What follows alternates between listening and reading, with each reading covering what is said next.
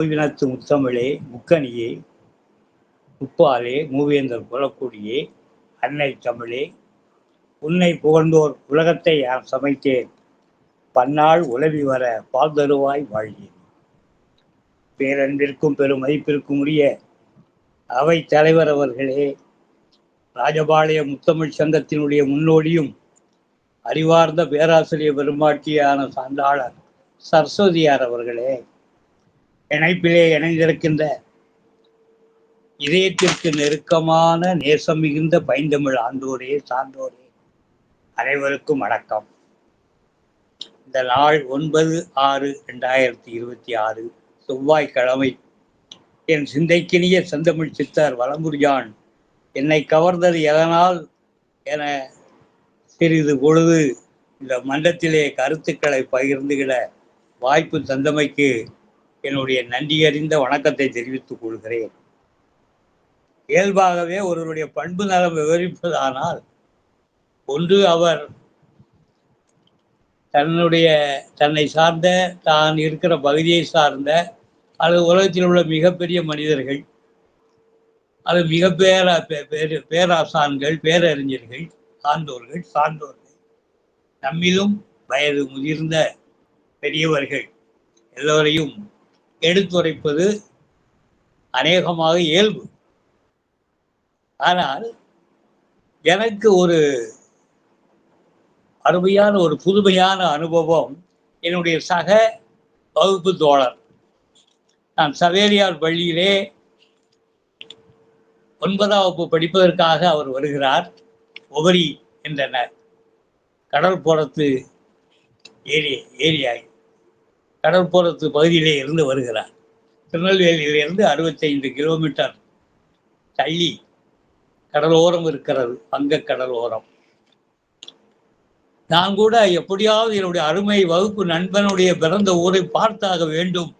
எனக்கு நான் பக்கத்திலே தான் இருக்கிறேன், 40 கிலோமீட்டர் பக்கத்திலே இருந்தாலும் இதுகாரும் பார்க்கவில்லை. இத்தனைக்கு அது ஒரு பெரிய புண்ணிய ஸ்தலம், பக்தர்கள் அன்றாடம் வந்து வழிபட்டு கொண்டிருக்கிற தேவாலயங்கள் உண்டு. ஒரு புதுமையான கப்பல் வடிவத்திலே இருக்கிற ஒரு ஆலயம் இருக்கிறது. இதெல்லாம் பல்வேறு விதமான ஒரு அற்புதமான ஒரு நகரமாக இருந்தாலும் நான் அருகிலே இருந்து இதுவரை பார்க்கவே இல்லை. அப்பொழுதுதான் நான் நினைக்கிருப்பேன், என்னுடைய அருமை நண்பர் இவ்வளவு தூரம் அவரை பற்றி நாம் சாகித்து ஒவ்வொரு முறையும் சொல்கிறோம். நேற்றைக்கு ஒரு அரசியல் பிரமுகரை சந்தித்தேன் சென்ற வாரம்.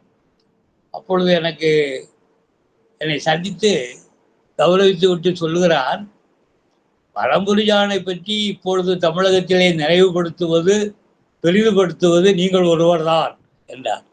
எனக்கு மகிழ்ச்சியாக இருந்தது. இருந்தாலும் அவருக்கென்று ஒரு பேரவை இருக்கிறது, நிறைய ஒரு கூட்டங்கள் இருக்கிறது. நிச்சயமாக அவருக்கு ஒரு மணி மண்டபம் எழுப்ப வேண்டும் அவருடைய சொந்த ஊரிலே.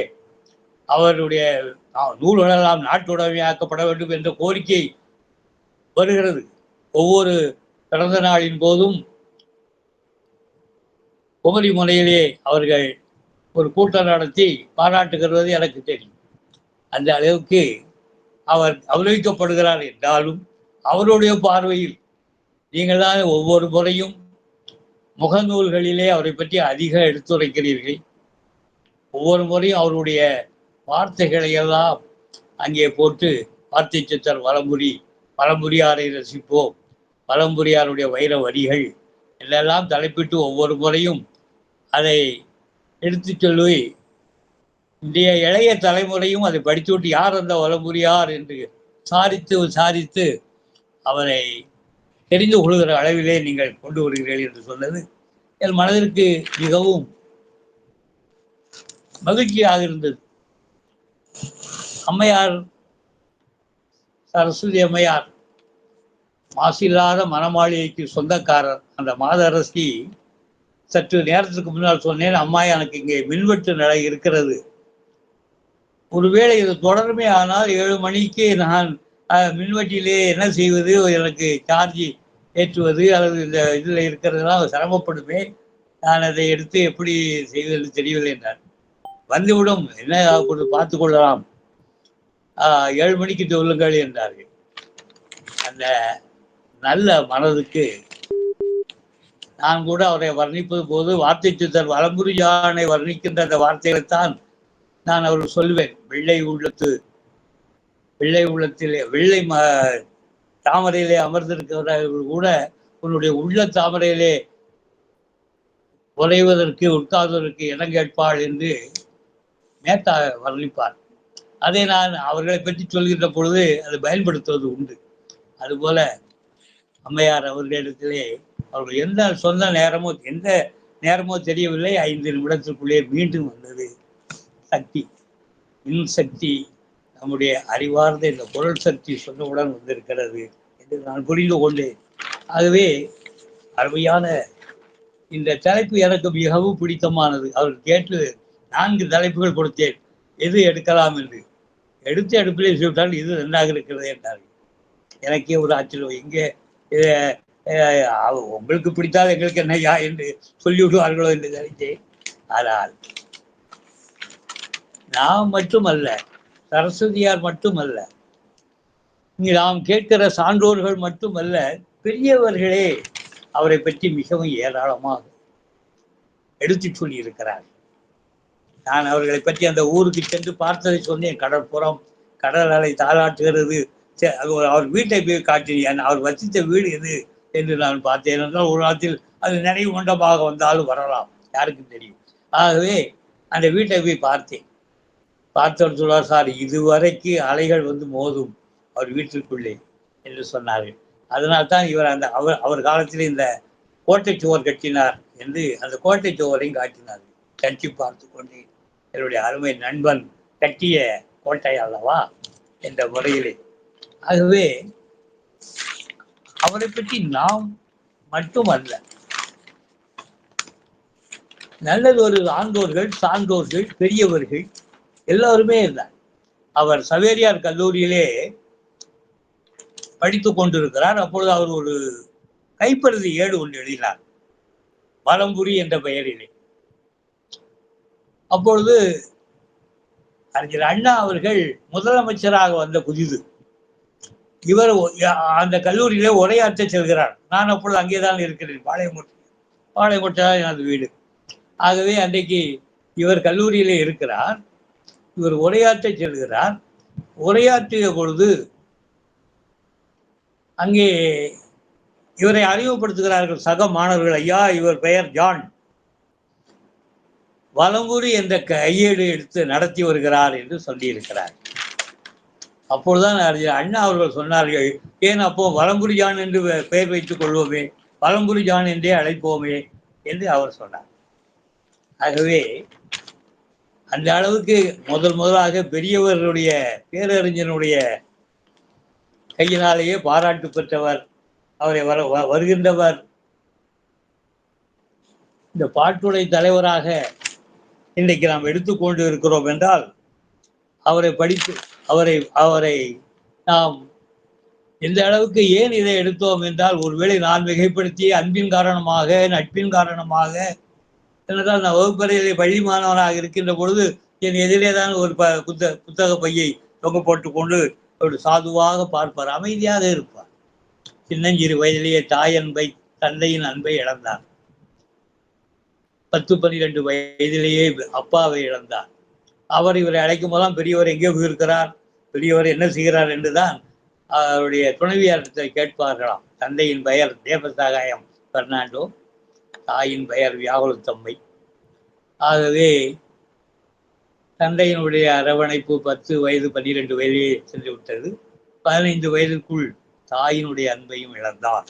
அந்த ஒரு இயல்பான அந்த மனிதர்கள் பெற்றோருடைய பராமரிப்பில் இல்லாத ஒரு சூழலை அருமை சகோதரர்கள் ஆல்பர்ட், மோகன் என்ற 2 பேர் மூத்த சகோதரர்கள் அவரை வளர்த்தார்கள், அவரை படிக்க வைத்தார்கள். அவர்கள் செல்வாக்கிலே தான் சென்ட் சேவியர்ஸிலே அவர் சேர்ந்தார். சேவியர்ஸிலே சேர்ந்து போர்டிங் ஸ்கூல் என்று சொல்வார்கள், அது ரோமன் கத்தோலிக்க மார்க்கத்தை சேர்ந்த மாணவர்களுக்கு அவர்கள் அடிகளார்கள் எல்லாருமே ஒரு சலுகை காட்டி அங்கே அமர்த்துவார்கள். மற்றவர்களுக்கு ஹாஸ்டலர் போர்டிங் என்று 2 பிரிவு. அந்த போர்டிங்கில் தான் அவர் தங்கியிருந்தார். அப்பொழுது நான் ஹைஸ்கூல் மாணவன். அப்பொழுது ஃபிலிம் ஷோ என்ற ஒன்றை காட்டுவார். திடீரென்று ஆசிரியரிடத்திலே ஒரு ஊழியர், பள்ளிக்கூடத்து ஊழியர் வந்து ஒரு செய்தியை கொடுப்பார். என்னை பார்க்கும்போது எங்களுக்கு சந்தோஷமா இருக்கும். ஏதோ ஃபிலிம் ஷோ காட்ட போகிறார்கள் என்று தெரிஞ்சுவிடும். அப்பா ஒரு 11 12 மணிக்கு போங்கப்பா, உங்களுக்கு போர்டிங் ஸ்கூல்ல ஃபிலிம் ஷோ காட்டுறாங்களா என்று சொல்லி, ஏதாவது வகுப்பு போறது என்று அவருக்கு எரிச்சலாக இருக்கும். இருந்தாலும் அவங்க எங்களுக்கு உற்சாகமாக போவோம். அங்கே போர்டிங் ஸ்கூலில் போனால் இவர்களுடைய அந்த பெட்டிகள் எல்லாம் அந்த ஓரமாக வைக்கப்பட்டிருக்கும். நான் இப்பொழுது நினைத்தால் இது எந்த பெட்டி நம்முடைய வலம்புரிஜான் பெட்டியாக இருந்தால் அப்பொழுது தெரியாமல் போயிற்று. இங்கே ஒரு பெரிய ஒரு பிரபலமான ஒரு பேரறிஞன் படித்துக் கொண்டிருக்கிறார் என்ற உண்மை எனக்கு அந்த நேரம் தெரியவில்லை. இப்பொழுது நினைத்து பார்க்கிறேன். ஆகவே அந்த போர்டிங் ஸ்கூல்லே தங்கியிருப்பார். அதன் பிறகு கல்லூரியிலும் அது போன்ற பிரிட் ஹாஸ்டலில் அவர் தங்கியிருக்கின்ற பொழுது அடிகளார்கள் அவர்களை கூப்பிடுவார்கள். அவர்கள் உணவு அருந்துகின்ற பொழுது அடிகளார் ஊழியர்கள் எல்லாருமே உணவு அருந்துகிற பொழுது அவர்களுக்கு ஏதாவது அன்றைய பத்திரிகைகளை வாசித்து காண்பிக்க வேண்டும், அல்லது ஏதாவது ஒரு நூலை வாசித்து காண்பிக்க வேண்டும். அதற்கு இவரை பயன்படுத்துவார்கள். அந்த அளவுக்கு ஒரு ஆங்கில அறிவை அவர் வளர்த்து கொண்டார். உதாரணமாக கூட ஒன்று சொல்லுவார். My mother has come today என்று சொன்னார். டுடே மார்னிங் என்று சொன்னார். அப்படி சொல்லக்கூடாது. Mother has come this morning என்று சொல்ல வேண்டும். டுடே மார்னிங் என்று சொல்லக்கூடாது என்று திருத்துவார். அதுபோல் சரியான ஆங்கில உச்சரிப்பு எது, அதை அவர் மற்றொரு கூட சொல்லுகின்ற பொழுது அவர் ஆங்கிலம் எது சரியான உச்சரிப்பு, எது வார்த்தை என்பதெல்லாம் வளைய வைத்திருப்பார். அவரிடத்திலே மற்றவர்கள் ஆங்கிலத்திலே சர்ச்சை செய்தார்கள் என்றால் இதற்கு என்ன அர்த்தம் என்று அவர்கள் சொல்கின்ற பொழுது இது எதிரே இருக்கிறது என்று கேட்டால் டிக்ஷனரியை பார்த்தேன் என்று அவர்கள் சமாளிப்பார்களாம். அந்த நரிக்கு வால் இருக்கிறதா என்று கேட்பாராம். அந்த அளவுக்கு அவர் சின்னஞ்சிறு வயதிலேயே அடிகளாரிடம் படித்தது மற்ற அவர்கள் கொடுத்த அந்த நூல்கள், அது மீது ஒரு தாக்கங்கள், அதில் எவ்வளவு தாகங்கள் எல்லாம் அவரை செங்கலாக உருவாகி அந்த அறையான அந்த அறிவு கட்டடம் உயர்ந்தது. சிற்பமாக அழகாக செதுக்கப்பட்டார். பட்ட பிறகு அவர் அறிமுகமானது, எல்லாராலும் அறிமுகமானது அவருடைய எழுத்து, அவருடைய மேடை பேச்சு. மேடை பேச்சிலே தனக்கென ஒரு அறிஞர், ஒரு நடுநிலையான ஒரு அறிஞர் சொன்னார், பொதுவாக திமுக காரருடைய பேச்சிலே யார் என்று சொல்லாமலே நாம் கேட்பதாக இருந்தால் இது அண்ணா பேச்சா அல்லது டி.கே. சீனிவாசன் பேச்சா அல்லது அவருடைய பேச்சாண்டு ஒவ்வொருவரையும் சொல்லி நினைப்பார்களாம். குரலை வைத்து வேண்டுமானால் கண்டுபிடிக்கலாமே தவிர அந்த நடை ஒன்று போல இருக்குமா. ஆனால் வலம்புரிஜான் பேச்சு ஒன்றுதான் அவர்கள் தலைவர்களுடைய உரைக்கு வித்தியாசமான ஒரு உரையாடல். அதில் ஒரு கவித்துவம் இருக்கும், அழகான ஒரு வர்ணனை இருக்கும். நான் அவருடைய வர்ணனை பூரா என்னுடைய பிள்ளைகளுக்கு எழுதி கொடுப்பேன். எவ்வாறு என்றால் அந்த கொட்டேஷன் அவர்களுக்கு வர்ணனையை அறிஞர் அண்ணாவை பற்றி ஒரு முறை அவர் சொன்னார். பூங்காது வாரி வரும் புதிய மலை தண்டல் பொன்னள்ளி கோலமிட்டு பூஞ்சிரிப்பை சிந்துகின்ற புலர்வானம் பூத்த விழியெல்லாம் புதுக்கவிதை பாடி வரும் வானம்பாடி நம் கோடைகளின் வசந்தம் நம் அடிமை இரவுகளை முடித்து வைத்து விடியல் கீதம் பாடிய ஆலோலம் நம்முடைய செங்காவி சிரிப்புக்குள் தன் ஜெகத்தையெல்லாம் சடை வைத்த சிந்தனையாளர் அண்ணா என்று எழுதினார். நான் இதை ஒரு முறை என்னுடைய மூத்த பையன், அப்பா நேருவை பற்றி பேச வேண்டும், என்ன பேசலாம் என்று கேட்டார். அப்போது நான் நேருவை பற்றி சொல்கின்ற பொழுது இந்த வார்த்தைகளை சொன்னேன். பூந்தாது வாரி வரும் பொதிய மலை தந்தால் பொன்னை கோலமிட்டு இல்லை, செங்காவி சிரிப்புக்குள் ஜெகத்தையெல்லாம் சடை வைத்த சிந்தனையாளர் அண்ணா என்பதற்கெல்லாம் நேரு என்று சொன்னேன். ஏனென்றால் அவருக்கு இயல்பிலேயே செக்க செவந்த உடல். ஆகவே அது இயல்பிலே பொருத்தமாக இருந்தது. அவரும் விடுதலை கீதம் பாடியவர். ஆகவே அது அவருடைய சிரிப்பு உலகத்தையே கவர்ந்தது அல்லவா. ஆகவே இந்த வார்த்தைகள் பொருத்தமாக இருந்ததால் அவர் முதல் பரிசு பெற்று வாங்கி வந்தார். ஆகவே என்னுடைய பிள்ளைகளுக்கு உன்னுடைய கவிதை வரிகளை சொல்லித்தான் அவர்களுக்கு பரிசு வர வைத்தேன் என்று கூட நான் சொல்லியிருக்கிறேன். அந்த அளவுக்கு அவர் ஒரு வற்றாத சிந்தனையாளராக இருந்தார். அது மட்டுமல்ல, அவரை வர்ணித்தாலே கலைஞர் என்ன சொன்னார் என்றால், கவித்துவ வல்லமை எல்லாமே நம்மை மெய்மறக்க வைக்கிறது என்று சொல்லி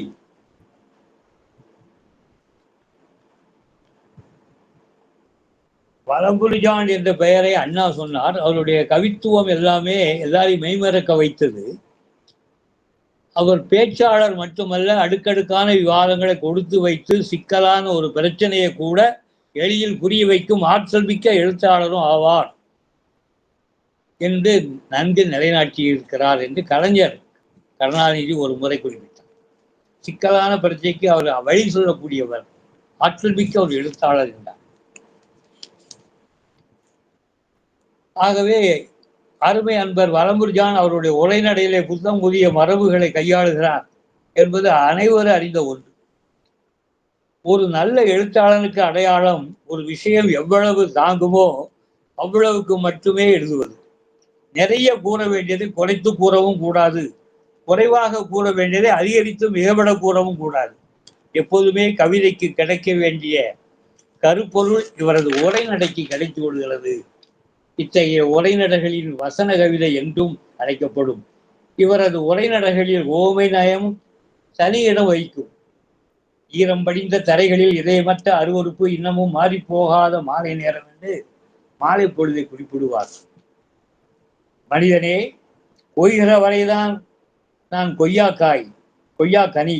அணில் என்னை கொய்வதற்கு கொய்த பின்னும் என்னை கொய்யாக்கனி என்கிறாயே, ஏமாற்றுகிற வேலையை நீ பெண்களோடு மட்டும் வைத்துக் கொள்ளக்கூடாதா என்று ஒரு கற்பழிக்கப்பட்ட பெண்ணினுடைய கண்ணீரை அவர் வித்தியாசமாக அதை விவரிப்பார். எங்கோ தோட்டத்து தொட்டில்களில் பூவுக்காக எங்கோ ஒரு பெண்ணின் கூந்தலில் கல்லறை உருவாகி உள்ளது என்பது போன்ற ஜீவ வரிகளில் ஓமையும் புதுமையும் பொங்கி பிரகாசிப்பதை பார்க்க முடிகிறது. படிப்பவர்களுக்கு அலுப்பூட்டாத வகையிலே படித்து முடிக்க என்ற ஆசையை தூண்டுகிற மிகச்சிறந்த நூல்களிலே இதுவும் ஒன்று. வழக்கறிஞர் வலம்புரிஜான் அவரது சொல்லாற்றலை அவரது எழுத்து இரண்டிலுமே காண்கிறேன் என்று அவருடைய எழுத்தாற்றலுக்கு ஒரு அணிகலன் கொடுத்தது யார் தெரியுமா? கவிஞர் கண்ணதாசன் அவர்கள். இவ்வளவு நேரம் சொன்னது கவிஞர் கண்ணதாசன் இவரை பற்றி வர்ணித்து சொன்ன வார்த்தைகள். அதே கவிதையைத்தான் கவிதையிலே அவர் சொன்னார். நவநவமாக அள்ளி நற்றமிழ் சொற்கள் தன்னை இவர் தரும் அழகு நாட்டில் எவருக்குமே வருவதில்லை.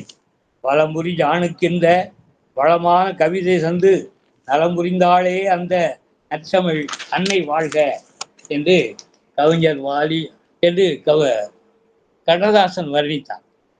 அதுபோல கவிஞர் வாலியும் வண்ணத்தமிழ் சொற்கள் எத்தனை வசீகரம் வாய்ந்தவை என்பதற்கு வலம்புரிஜானினுடைய வாக்கியங்களை விட வலுவான சாட்சியங்கள் தேவையில்லை என்றார். அதை அவருடைய புதுக்கவிதை நடையிலே பாடுவார். இவன் தமிழ் நடையில் அழகு தரிசனம் தருகிறது. அது புத்தகத்தை தொடாத புத்தர்களை கூட அறிவு புணர்ச்சிக்கு ஆயத்தமாக்குகிறது. ஒவ்வொரு மாலை நேரத்திலும் இவன் வேகமாக மாறுகிறான். தமிழ் மழையை எந்த திசையிலாவது கொண்டு கொட்டிவிட்டுத்தான் குடியிருப்புக்கு திரும்புகிறான் என்று அவர் சொன்னார். அதுபோல கவிவேந்தர் மேத்தா அவர்களும் உள்ளதை சொல்லுகிறேன், வெள்ளை தாமரையில் வீற்றிருப்பவர்கள் கூட இவரது உள்ளத்தாமரையில் உட்கார இடம் கேட்பாள் என்றார். கவி பேரரசர் வைரமுத்து ஒரு வழி மேலே சென்று பற்றாத சிந்தனையாளன் வலம்புரிஜான் அவர்களை நான் ஆண்டு பலவாய் அறிவேன். மாணவ யானையாய், மேடை சிறுத்தையாய், கவிதை குழைத்து எழுதும் எழுத்தாளராய் அவரை நான் பார்த்தும் பழகியும் வேந்திருக்கிறேன். இன்று அவர் இருக்கும் இடத்திற்கு வைக்கும் பொறுப்புக்கும் அவர் ஒரு ஜீவநதி போன்ற சிந்தனையாளர் என்பதற்காக அவரை என் மனதிற்குள் வைத்து மதிக்கிறேன். ஒரு பத்திரிகையாளன் சிந்தனையாளனாக ஆக்கப்படுகிறான். ஒரு பத்திரிகையாளன் சிந்தனையாளனாக ஆக்கப்படுகிறான். ஆனால் ஒரு சிந்தனையாளனோ ஒரு பத்திரிகையே ஆக்குகிறான்.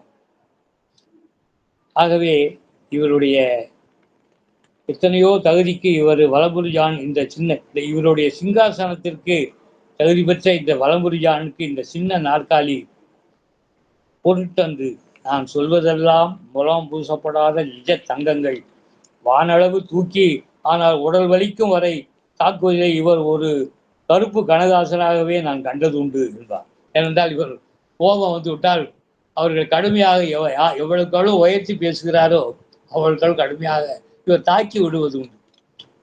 அந்த உயர்த்தி பேச சொல்லும்போது எல்லாரையும் வானலாக போடுகிறார் என்று சொல்கிறார்கள்.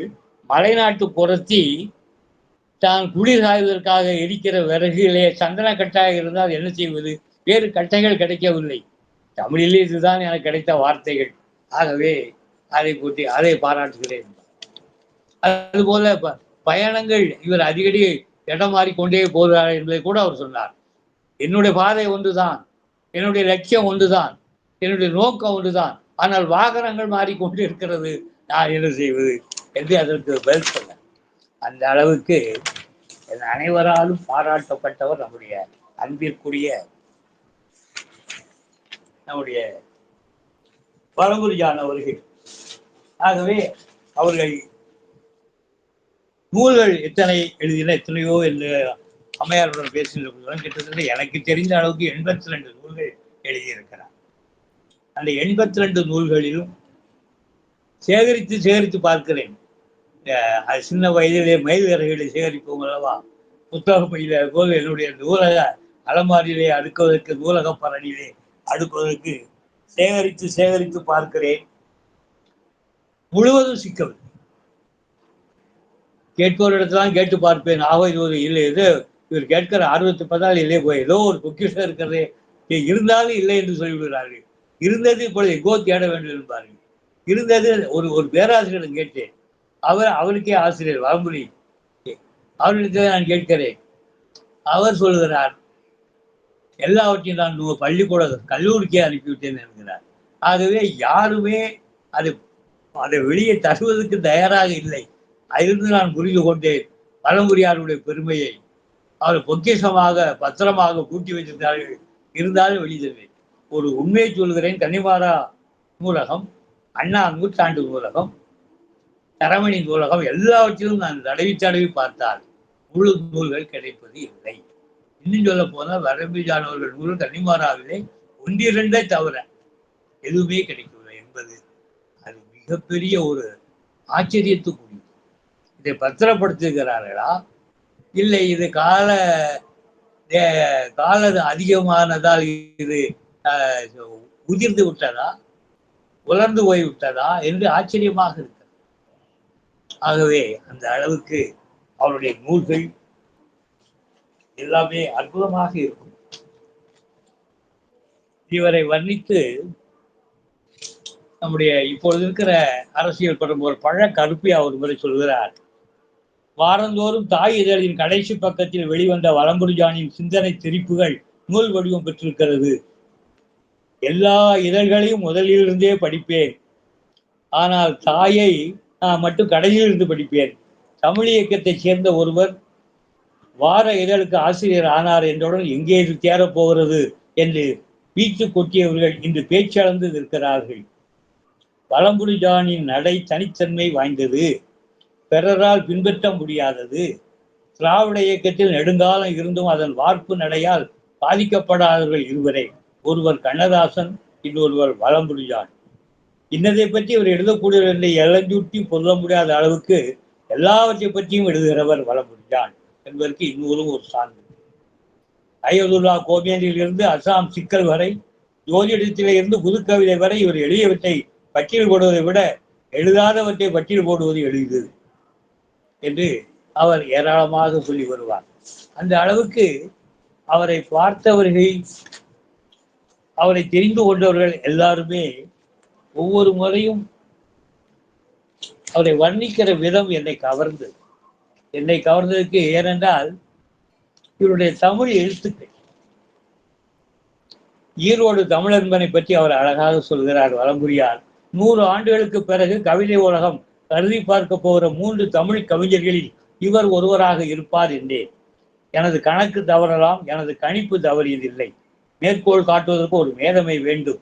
எது முக்கியம் என்று அறிந்து கொள்ள முடியாவிட்டால் மாம்பழமே மரணத்திற்கு காரணமாகிவிடும். கொட்டையாவது நாம் விட்டுவிடத்தானே வேண்டும். சுறாமீன்களில் ஆபத்தில்லாத கடலில் நான் படகை செலுத்த மாட்டேன். இது இக்பால் சொன்னது. ரொட்டியின் விலை குறைய வேண்டும், மனிதனின் விலை உயர வேண்டும். இது ரசல் கம்சத்தோவ் சொன்னது. நான் மலைகளிலே புலிகளை சந்தித்தேன், காயமின்றி தப்பினேன். சமவெளிகளிலே மனிதர்களை சந்தித்தேன், சிறையிலே கிடக்கிறேன். இது ஹோசிமின் சொன்னது. அடிமை ஒருவன் தூங்கிக் கொண்டிருக்கிறான், அவனை அப்படியே விட்டு விடுங்கள். ஒருவேளை அவன் கைகூடாத சுதந்திரத்தை கனவு கண்டு கொண்டிருக்கக்கூடும் என்று சொல்கிறார்கள். ஆனால் நான் உங்களுக்கு சொல்கிறேன், அவன் எழுப்புங்கள், சுதந்திரத்தை எப்படி பெறுவது என்று அவனுக்கு சொல்லிக் கொடுங்கள். இது கலீல் கிப்ரான் சொன்னது என்று அத்தனை பெரியவர்களுடைய நூல்களையும் படித்து அதில் ஒரு மேதமை கொண்டவர் நம்முடைய பரம்புரியார் அவர்கள். ஏராளம் சொல்லிவிட்டே போகலாம்.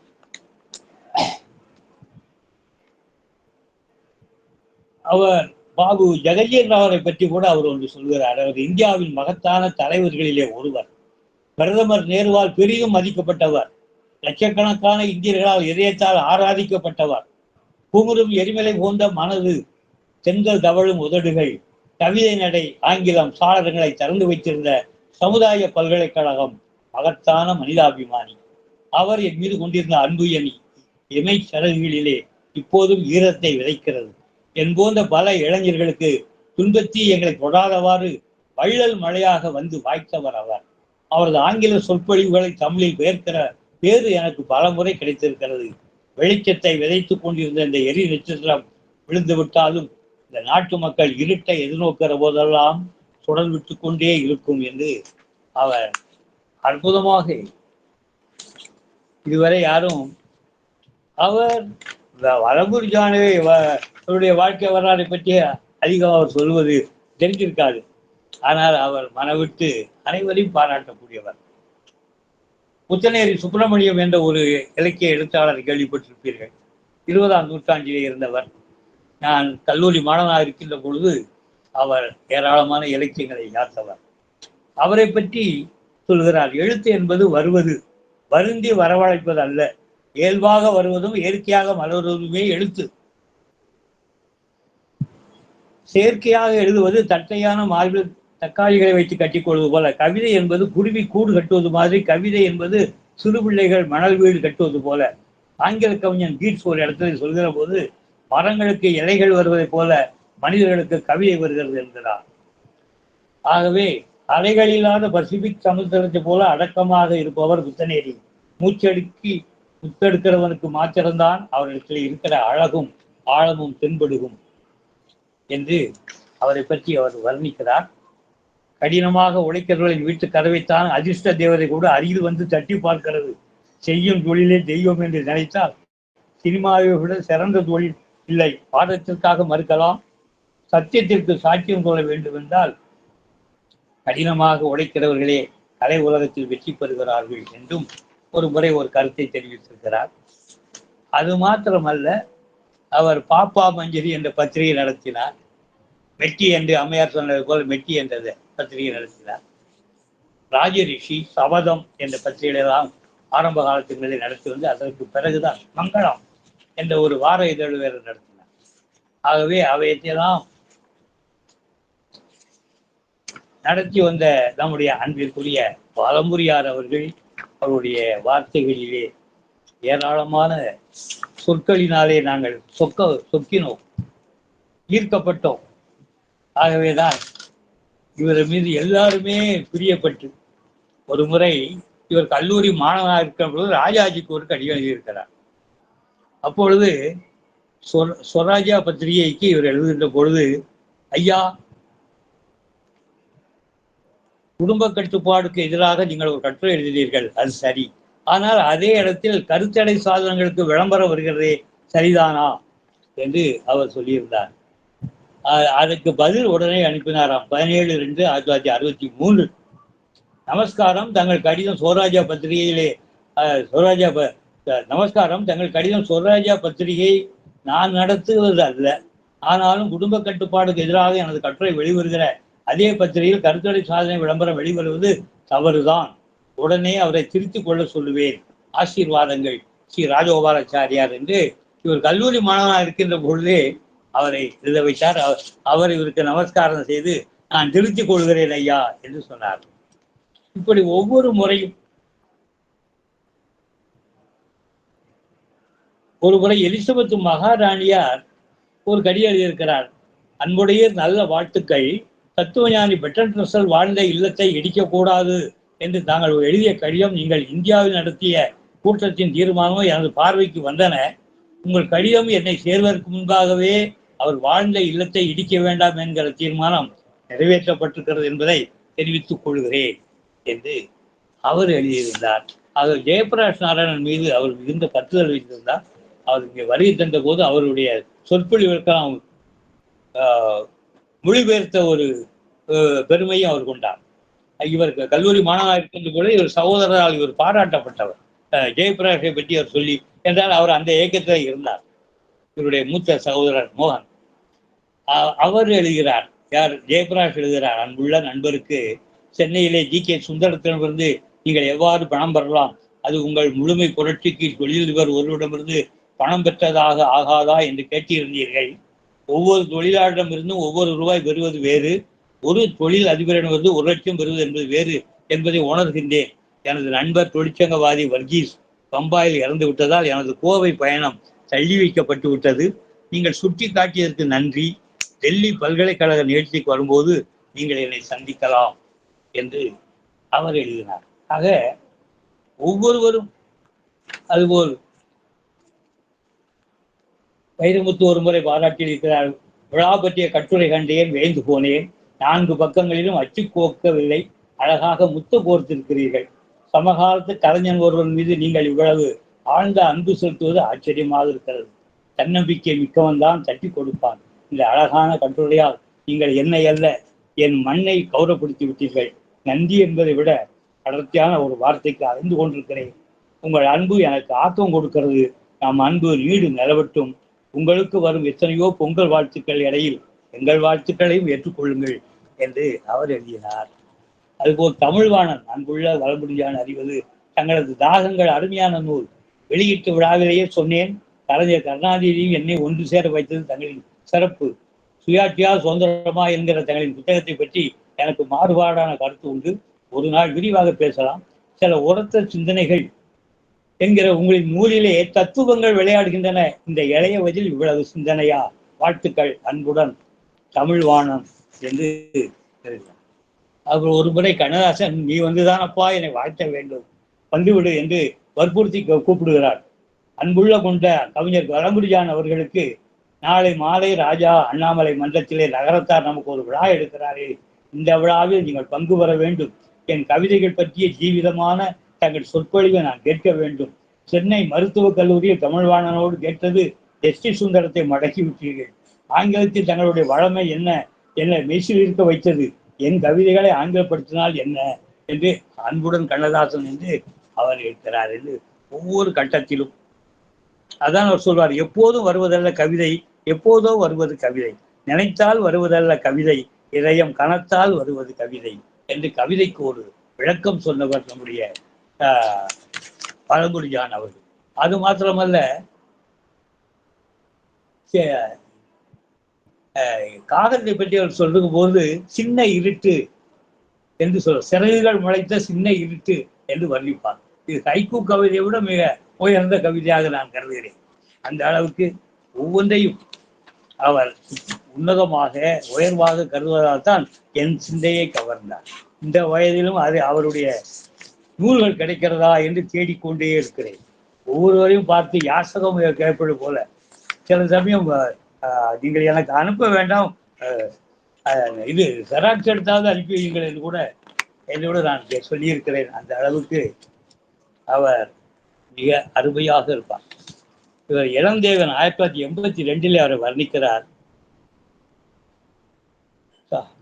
இலக்கிய உரையாடலுக்கு இடையே திடீரென்று என்னை விட்டு பார்த்து மூகாம்பி மேல் ஒரு காவியம் பாடுங்கள் என்றார். ஒரு தாக்குதல் என் மேல் நடந்து விட்டது. நான் சரணமாக இருந்தாலும் சரி, கண்கள் மனித வீட்டின் சாளரங்கள், அவற்றின் வழியே சிறைப்படுத்தப்பட்டிருக்கும் ஆன்மா எட்டி பார்க்கிறது. இது என் சித்தாந்தம். கம்பனும் காளிதாசனும் சங்கரரும் அபிராமி பட்டரும் சுமக்க வேண்டிய கடமை சிலுவை நான் சுமந்தேன் என்றெல்லாம் சொல்லிவிட்டு, இந்த காவியத்துக்கு ஏவுதர் கருத்தா தாய், இயக்குனர் கருத்தா இளந்தேவன் வெறும் கருவி, அறிஞர் பெருந்தகை நல்ல பெருமாள் வீட்டில் அரங்கேற்ற ஒத்திகை நடந்த போது இது முழுக்க தைத்து முடிக்கப்படாத சட்டை என்பது எனக்கு மட்டுமே தெரியும் என்றெல்லாம் அவர் வர்ணித்து விட்டு அவர் ஏராளமான வாழ்த்துக்களை அவர் சொன்னார் என்றால் இழந்து. அதுபோல நா. காமராஜன் இவரிடத்திலே ஒரு சமயம் மோதுவார், ஒரு சமயம் பாராட்டுவார். பாராட்டிய நேரத்தில் அவர் எழுதினார், எனது தலைமுறை இளைஞர்களில் ஆங்கிலம் தமிழ் ஆகிய இரு மொழிகளிலும் சாதனைகளை செய்வதில் முதலிடம் பெற்ற சகோதரர் வலம்புரி ஜான். வரைந்த உள்ளதை சொல்கிறேன் என்னும் எழுத்து தோரணம் உங்களை வரவேற்கிறது. நீல அலைகள் சென்றல் காற்றிலே சோம்பல் குறிக்கும் முன்னிரவு நேரத்தில் மங்களான செப்டம்பர் சந்திரிகையின் வெளிச்சம் கடற்கரை மணலுக்கு பூ போட்ட ஒரு தேவ வேளையில் சரித்திர தலைவன் ஒருவரின் நிறைவு நாள் விழாவில் சகோதரர் வலம்புரி ஜானை முதல் முறையாக ஒரு பேச்சாளனாக காலம் எனக்கு அறிமுகம் செய்தது. தேவாலயத்து மணியோசையில் வெண்கல குரல், அந்த குரல் அர்த்தமற்ற ஒரு ஊமை பாட்டாய் ஒலிக்காமல் அந்த மணியோசையே வேதம் ஓதுவது போல அர்த்த கணத்தோடு காற்றில் மிதந்து வருகிறது. அந்த சகோதரன் போட்டிருந்த மூக்கு கண்ணாடியில் என் கண்கள் முகம் பார்க்க விரும்பின.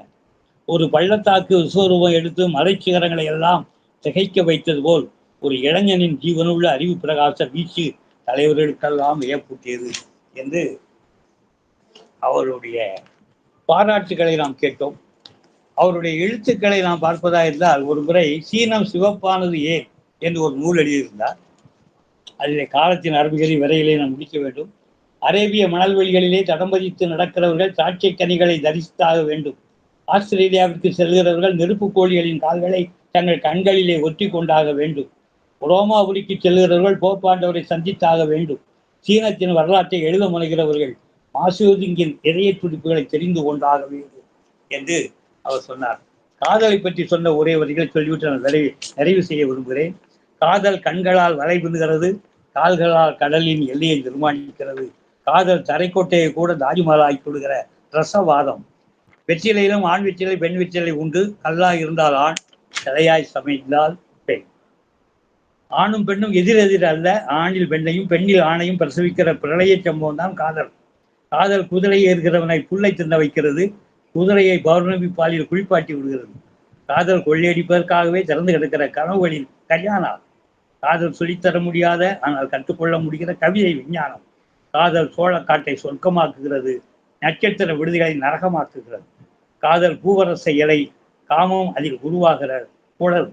வெள்ளைக்கரு மாத்திரமே குஞ்சாகாது, வெறும் காதல் மாத்திரமே வாழ்க்கையாகாது. காமந்தான் மூக்கு, காதல் மூக்குத்தி மாத்திரமே. காதல் வெறும் புள்ளிதான், காமந்தான் கோலம். காதல் உடல், காமந்தான் உயிர். எவ்வளவு கசந்தாலும் இதுதான் உண்மை என்று அவர் சொல்லியிருக்கார். அடுத்து ராத்திரிகள் விடுகின்றன என்பதை ஒரு தத்துவம் சொல்கிறார். உழைக்காமல் பலன் கிடைக்க வேண்டும் என்கிற எண்ணமே திருடர்களை உருவாக்குற இரண்ட இருட்டு. தெலுங்கு 30 நாளில், கன்னடம் 30 நாளில், ஆங்கிலம் 60 நாளில் இப்படி புத்தகங்கள் பூக்க தொடங்கிவிட்டன.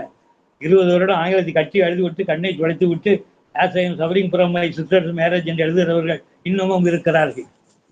சந்தாவை அனுப்புகள் என்று எழுதுவதற்கு பதிலாக சாந்தாவை அனுப்புகள் என்று எழுதி எலும்பை விட்டு விட்டு வந்தவர்களை நான் அறிவேன். வலுவழுப்பான பாதைகளில் விபத்துக்கள் அதிகம், கரடு முரடான பாதைகளில் கவனம் விபத்துக்களை விலக்கி வைக்கிறது. வேகம் அவசியம். வெந்நீரில் குளித்துவிட்டு வெளியேறு, அதற்காக வெந்து போகாது. கடந்து போன வருடங்கள் நித்தியத்தின் வடுக்கை, நடந்து போகிற நாட்கள் பறந்து போகிற பனித்துளிகள். கடிகாரத்தின் கால்கள் ஒடிந்து விட்டாலும் காலம் ஓடிக்கொண்டுதான் இருக்கும் என்று அவர் சொல்கிறார். அது மட்டுமல்ல, வள்ளலார்களுக்காக காத்திருந்து வாழ்க்கையை வீணாக்காதே. வள்ளலாருக்கு மீன் வலைகளே கொலை கருவிகள், உனக்கும் எனக்கும் வெட்டறிவாள் துப்பாக்கி கொலை கருவிகள். நமக்கு ஆளை கொள்வது கொலை, அவருக்கும் மீனை பிடிப்பதே கொலை. அவர் நிற்கிற இடமும் நாம் உட்கார்ந்து இருக்கிற இடமும் பிடிக்கிறதா? வள்ளலாருக்கு காத்திருப்பது புத்திசாலித்தனம் அல்ல. வழியில் போகிறவனை சேர்த்து கொண்டு செயலில் போகிறவனை சேர்த்து கொண்டு செயலில் இறங்குவதே சிறப்பு என்று அவர் சொன்னார். அது மட்டுமல்ல, ஜோதிடத்தை பற்றி அவர் சொல்லுகின்ற பொழுது, பால் மானிலே பால் எவ்வளவு தண்ணீர் எவ்வளவு என்று தெளிவாக தெரிவது போல் இதுதான் நிகழும் என்கிற உறுதியான வாய்ப்பாடு அமைந்து விட்டால் உலகத்தில் பாதி செயல்கள் படுத்து விடும். தோற்று போவோம் என்று உறுதியாக தெரிந்தால் எவராவது தொடர்வார்களா? ஆகவே நிச்சயமற்ற தன்மையிலே தான் வாழ்க்கை சறுக்கு விளையாடி கொண்டிருக்கிறது. ஆகவே இத்தகைய வாழ்க்கையில் ஒரு வகை நிச்சயத்தை கொண்டு வருவதுதான் ஜோதிடம். ஜோதிடம் கணக்கு பார்க்க இயலாத திரையை தூக்கி ஆழமாக பார்க்கிறது. இது அவ்வளவு எளிதான செயல் அல்ல. ஆகவேதான் இவ்வளவு அறிந்திருந்தும் ஆழ்ந்து பார்த்திருந்தும் ஜோதிடர்கள் தவறு செய்கிறார்கள். இந்த தொழிலே வருமானம் வேறு இருக்கிறது. ஆகவே கொஞ்சம் வாய்வேச சென்று கூட இந்த தொழிலுக்கு வந்து விடுகிறார்கள். இறைவா, தீர்க்க தரிசிகளே தங்களுக்கு என்ன நிகழும் என்பதை அறிய மாட்டார்கள் என்று இறைவன் சொல்கிறான். அப்படி இருக்கின்ற பொழுது எதிர்காலத்தில் என்ன நடக்கும் என்பதை ஜோதிடர்கள் எவ்வாறு அறிந்திருக்க இயலும்? எதிர்காலம் என்பது என்ன? எதிர்காலத்தை வகுப்பது கடினம், விளக்குவது எளிது. ஒரு கோணத்தில் இருந்து பார்க்கிற போது தன்னை அவிழ்த்து காட்டாத ஒன்றே எதிர்காலம் என்று அது சொல்கிறது. நான் முடிவாக நிறைவுக்கு வருகிறேன். இறைவா, ஞானிகளும் யோகிகளும் ஜோதிடம் பார்த்துக் கொண்டு அலைவதாக எனக்கு தகவல் இல்லை. சாதாரண மனிதர்களே தங்களின் மகிழ்விற்காக ஜோதிடர்களை சந்திக்கிறார்கள். கோள்கள் நம்மை பாதிப்பதற்கு நம் செயல்களே காரணம். அப்படி என்றால் கோள்கள் நம்மை பாதிக்காதிருப்பதற்கு நமது செயல்களால் சுற்றிட்டோர் எழுப்பலாம் தானே? இது எப்படி? இறைவா, நீ இருக்கவே இருக்கிறாய். வாழ்க்கையில் எல்லோருக்கும் கிடைக்கிற அனுபவத்தை மாத்திரம் அல்லாமல் எனக்கு அதிக அனுபவங்களை என்ன காரணத்தாலோ தந்திருக்கிறாய். நோய் நொடிகள் எல்லாருக்கும் வருவது போல. ஆகவே இப்போது மனம் என்பது ஒன்றுக்கொன்று எதிரெதிரான எண்ணங்களின் கலவை என்றெல்லாம் அவர் ஒன்றாக தத்துவங்களை எடுத்துச் சொல்கிறார் என்று சொல்லி காலத்தின் அருமை கருதி, ஏனென்றால் தலைவர் இடமும் இருக்கவே இருந்தாலும் கூட மற்றவர்களுக்காக வழிவிட்டு, இறைவா நீ இருக்கவே இருக்கிறாய். இந்த உலகத்தின் மூளையால் முன்னேறுகிறவர்களும் உண்டு, இதயத்தால் இடம்பெயர்கிறவர்களும் உண்டு. அலெக்சாண்டர், நெப்போலியன் போன்றவர்கள் உலகத்தை எல்லாம் கட்டி ஆள வேண்டும் என்று நினைத்தார்கள். ஆனால் அவர்களை விட நாடு நகரத்தை விட்டுவிட்டு போன கௌதமபுத்திரனைத்தான் இந்த உலகம் கண்களிலே ஒட்டி கொள்கிறது. சிறகு முளைத்த சின்ன இருட்டான காகம், இறக்கைகள் முளைத்த நரியோ கரையை தெரியாத காகம். புத்திசாலிகளான இந்த உயிர்களை சுற்றி அநேக கதைகள் வருகின்றன. மனிதர்களிலும் இவ்வாறான புத்திசாலிகள் உண்டு. தந்திரத்திற்கும் புத்திசாலி தான் அழகாலம். இவ்வளவு கருத்துக்கள் ஏராளம் இருக்கிறது. யார் சொல்ல போனால் வலம்புரியான் வார்த்தை வரிகளினுடைய தொடர் என்று எழுதி கொண்டே சொல்லிக் கொண்டே போகலாம். காலத்தின் அருமை கருதி இந்த அளவுக்கு பொறுமையோடு செவிப்படுத்த உங்கள் அத்தனை செல்வர்களுக்கு என்னுடைய இனிய நன்றியை தெரிவித்து வாய்ப்புக்கு நன்றி கூறி விடைபெறுகிறேன். வணக்கம்.